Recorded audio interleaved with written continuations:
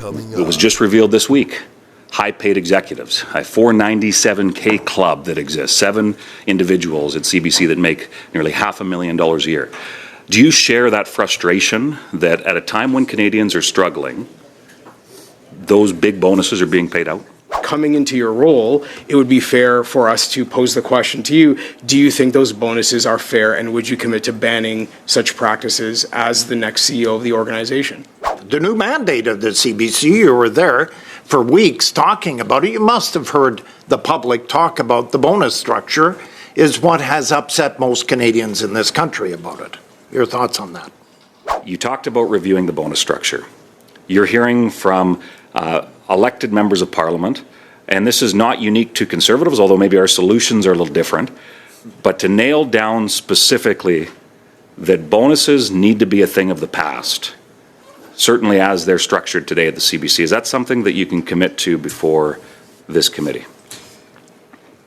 This guy's garage. Like and subscribe. I want to welcome our witness. There's only one witness today. Welcome, Madame Marie-Philippe Bouchard. And I begin with, for the Conservatives, Mr. Couec, for 6 minutes, please. Thank you very much, Madam Chair, and thank you for coming and joining us here today, Ms. Bouchard. Listening to the Minister and Ms. Tate before this committee, and quite often the Liberals, they seem to think that things are going well at the CBC. Sometimes they identify a few challenges, but just wondering if you would share the opinion that things are going well. As I stated in my opening remarks, I think everything's a challenge these days if you're a broadcaster. That's from experience. So I expect that at CBC Radio-Canada there are big challenges. I also think that there are big developments that have occurred over the recent years, especially in the digital market, and that CBC and Radio-Canada have been leaders in this area, and certainly other broadcasters have benefited from what CBC Radio-Canada has accomplished. The conversation around there's approximately $1.4 billion taxpayer subsidy that goes to the public broadcaster, and Ms. Tate herself, through an access to information request, it was revealed, acknowledged that there was momentum growing in the defund the CBC campaign, and I certainly hear that from constituents. Is that something that you have heard? I've not personally heard people asking me to defund the CBC or asking me what I thought of that issue. I'm, as I said, involved in a French broadcaster that's transnational, so I have contacts with my colleagues from France Télévisions or the Belgians or the Swiss, and I know there's debate in every democracy about what is the way forward for public broadcasters, so that I understand that debate occurs in Canada, and I think it's a healthy debate. I think there's lots of issues that can be debated on the value going forward of a public broadcaster, and that's all I can say for now, because I don't have a whole lot of inside information, as you understand.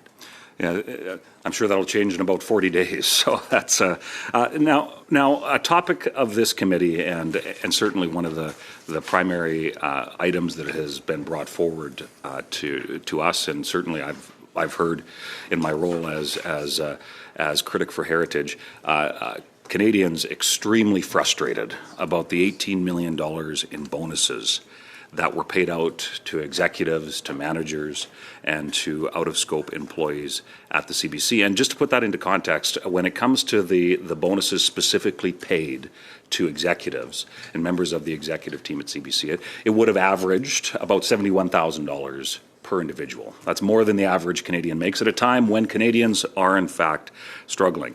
So the current CEO, soon to be your predecessor, and the minister refused to condemn the paying out of such substantial bonuses at a time when KPIs are generally not being met or being adjusted so that they can be met, and at a time when Canadians are sharing what I would suggest is outrage at millions of dollars being paid out to what are, it was just revealed this week, high-paid executives, a 497K club that exists, 7 individuals at CBC that make nearly $500,000 a year.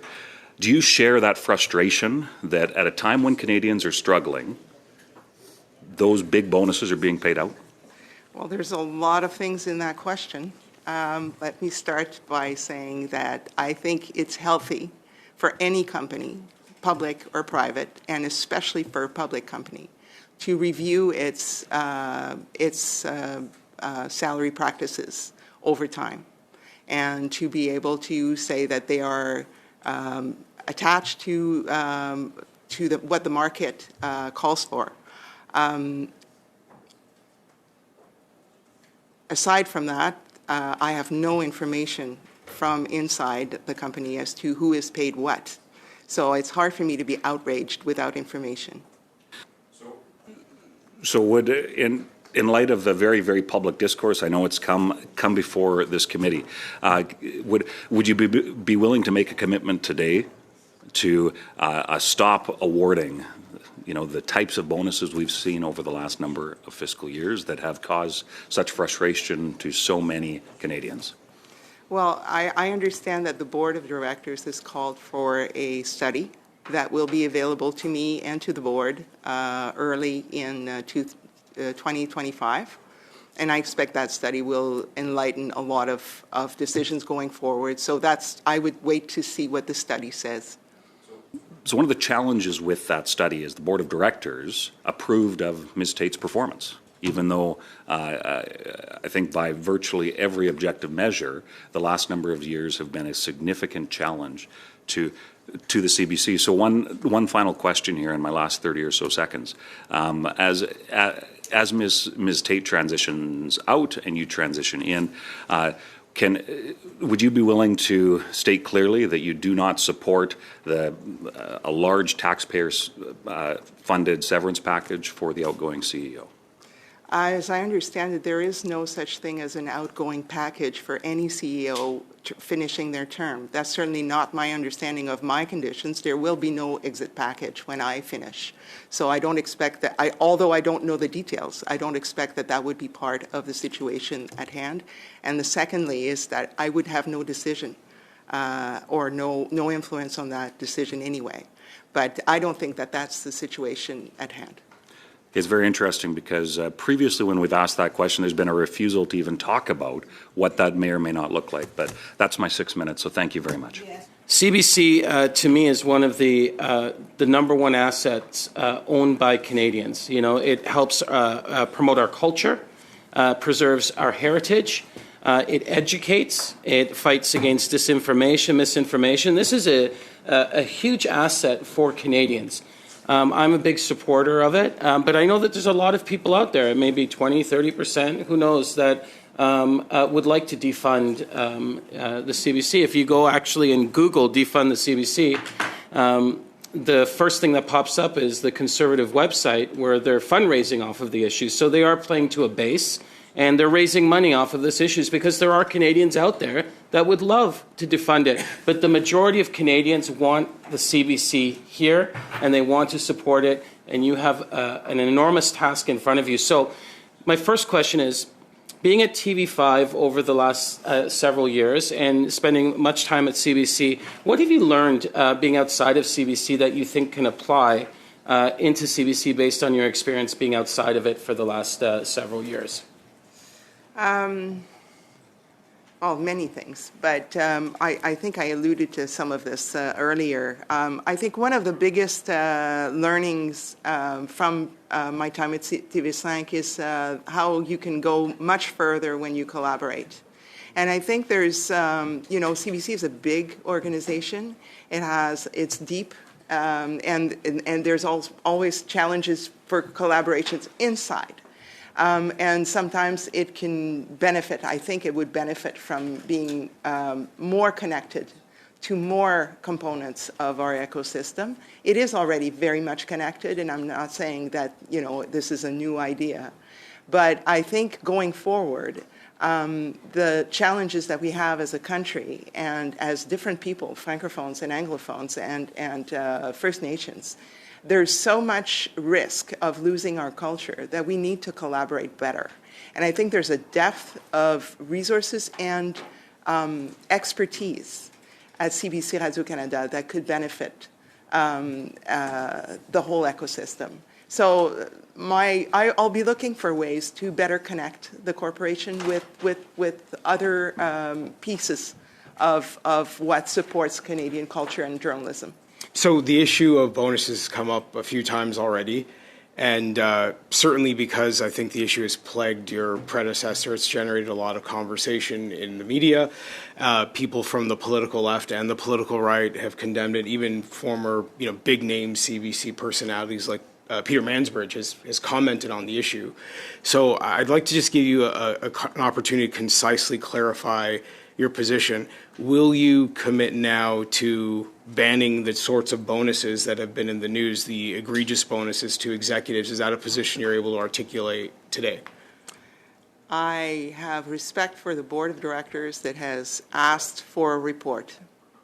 And I will take this report into consideration. I will advise with the board of directors, and then we will decide what we do. But I can't commit to one way or another at this stage. I don't have enough information on the way forward, because it's one thing to say you're going to ban something.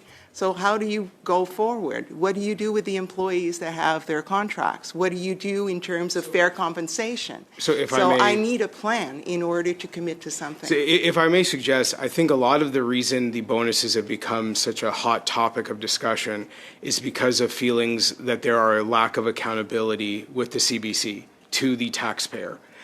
You said earlier that you want to be close to people's concerns and understand our country and the people of our country. But I certainly would hope it's not breaking news to you to suggest that a lot of people in our country are concerned about affordability, concerned about things like paying a mortgage, paying rent, concerned about putting food on the table.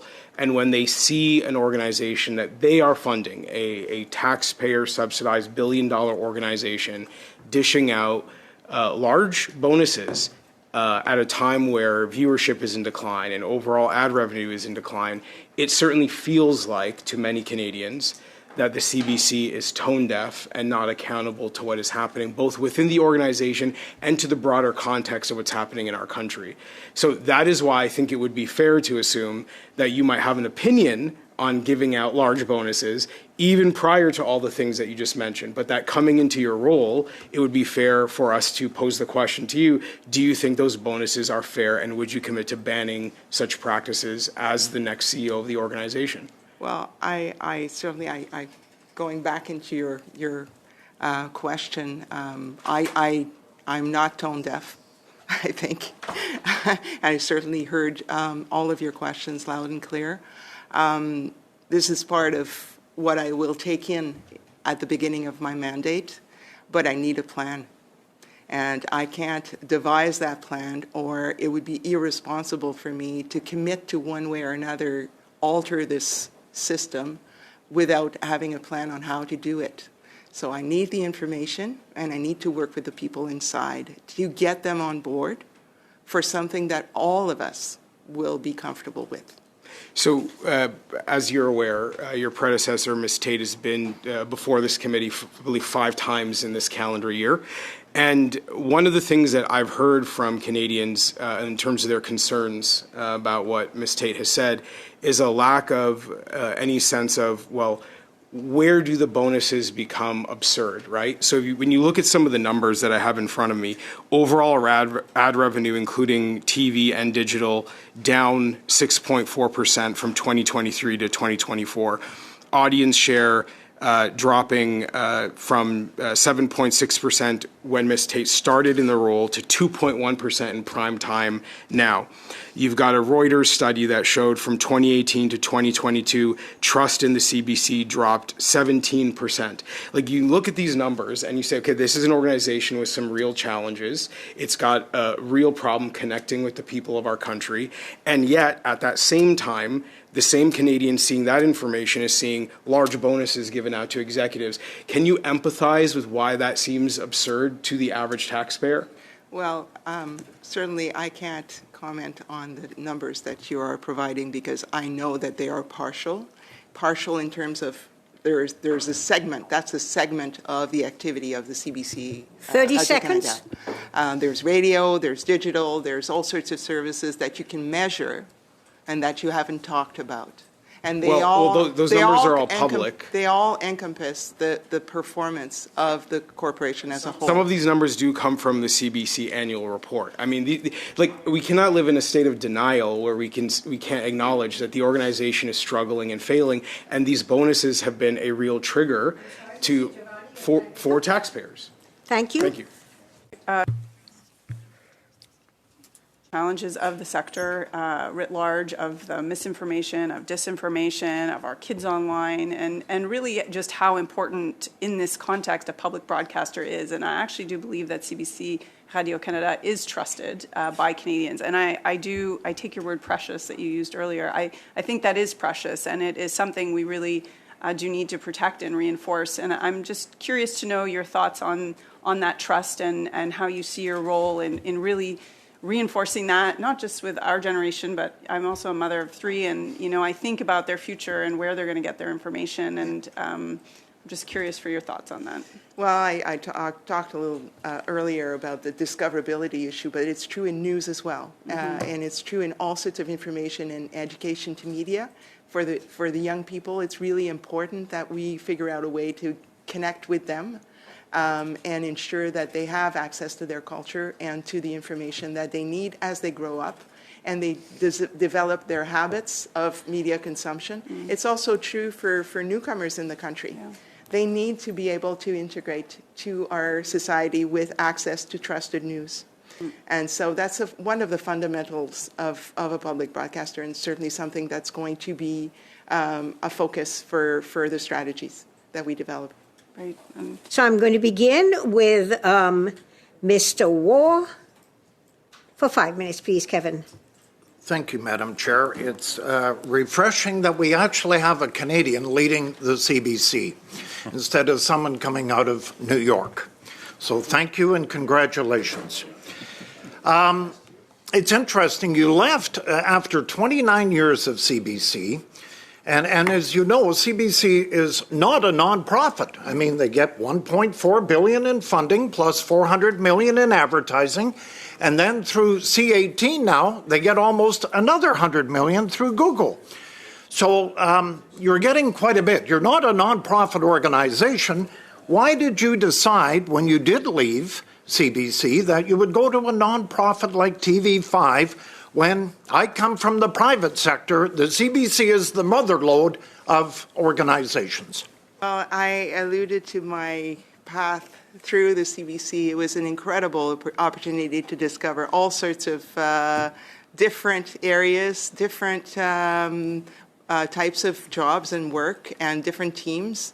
When the headhunter came knocking at my door 29 years ago, it seemed that being a CEO of a small company was the right thing for me. And I loved the mandate, and it allowed me to expand on my experience. So that's why I went. Your timing was interesting because CBC really left television and radio when you left. They focused more on digital where you were. So they have pumped millions of dollars into digital in the last 9 years.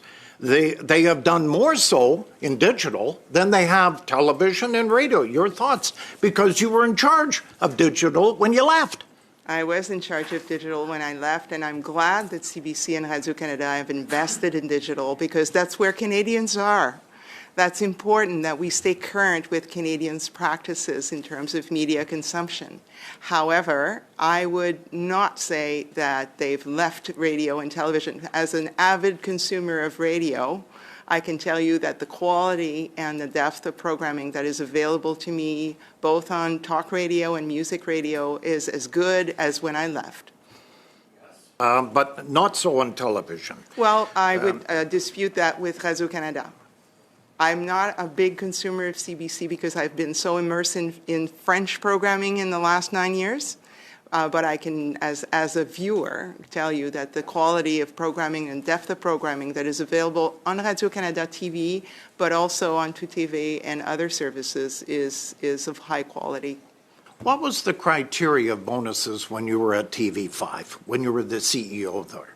There must have been a criteria for bonuses. Nobody leaves the corporation after 29 solid years to go to a nonprofit. There has to be some incentive there. Well, I'm not sure I understand your question. When you were there, the bonuses, what was the criteria? Whose well, did you bonuses? have a bonus built into TV5 when you got there? I have, at TV5, I have a base salary, and there's a variable pay program at TV5. It's standard. That's something that you would continue to have a voice of when you do get to the new job, January 3rd at CBC? Is that something you would talk about, taking it from a nonprofit, TV5, to CBC, when you do come, about bonuses? I mean, I'm not sure I follow your question. I'm sorry. Okay. I'm trying. What's TV5 got to do with the question? well, I think people look at the bonuses, and you've heard around the table here, it's been a hot issue. And you know that coming here. You sat and visualized the mandate, the new mandate of the CBC. You were there for weeks talking about it. You must have heard the public talk about the bonus structure is what has upset most Canadians in this country about it. Your thoughts on that? The discussions we had at the expert committee was really on mandate and governance. So it wasn't about internal policies about compensation.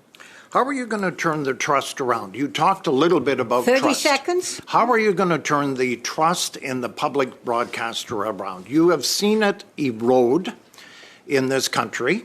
How are you going to turn the trust into the CBC around with the general public? Well, I can tell you, because I talk with my colleagues in Europe, we see the trust issue, all of us, all public broadcasters see the trust issue as something central to our mission, to our mandate, and there are different currents of opinion currently worldwide on the issue of public broadcasting. So it's not something that's specific to the CBC or specific to Canada. It's a challenge for all of us public broadcasters to maintain that trust and to earn it, honestly. It's about earning it. You never take it for granted. Thank you. The minority language community, the English-speaking community in Quebec, if you would cut the English CBC, I have been throughout the province of Quebec and in many parts of Quebec, out of Montreal, the CBC is the only local news available to the English-speaking community, whether on radio or on television.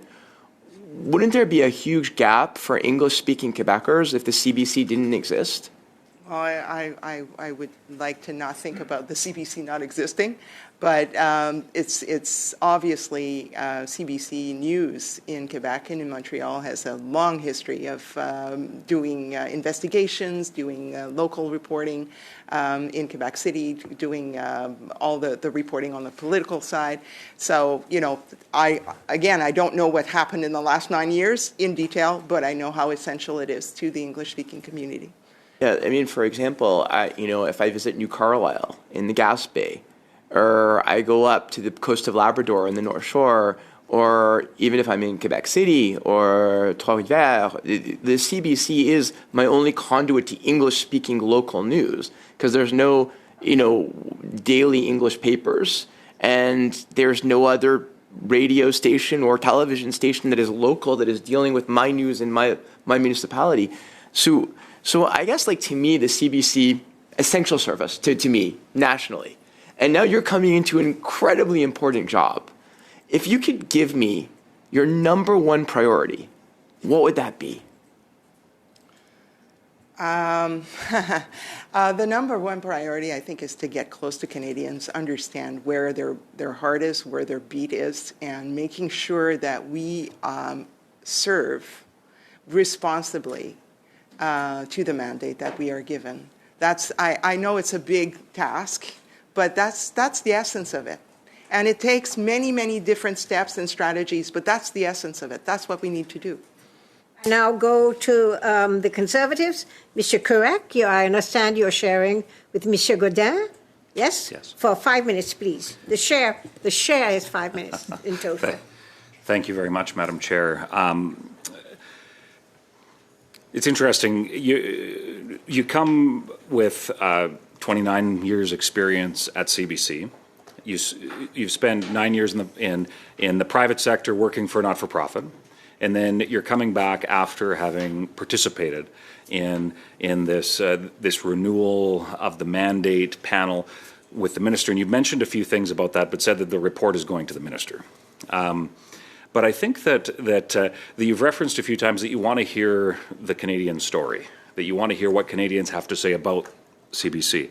So I'm going to go back to the question of bonuses, because I think that this is where many Canadians see a massive disconnect between $18 million paid out to executives and managers versus the challenges that Canadians are facing, and seeing just a massive disconnect that exists there.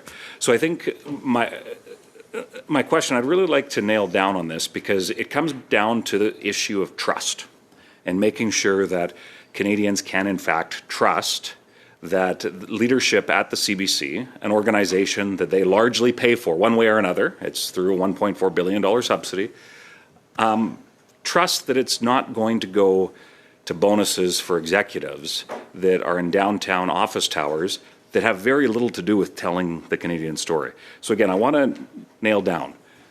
You talked about reviewing the bonus structure. You're hearing from elected members of Parliament, and this is not unique to Conservatives, although maybe our solutions are a little different, but to nail down specifically that bonuses need to be a thing of the past, certainly as they're structured today at the CBC. Is that something that you can commit to before this committee? Well, thank you for, Madam Chair, for the invitation of the member to commit to something. I will commit to studying the matter very seriously. I'm not tone deaf. I also need a plan in order to make sure that all employees are compensated fairly, that there's a system in place that's transparent, that is fair, that's not arbitrary, that doesn't get to change conditions of service or of employment in mid-course without explanation or without some system. So that's all I can commit to, is to study the matter with the benefit of expert advice and with the counsel of the board of directors, in order to put something forward that is going to be trusted both inside and outside the corporation.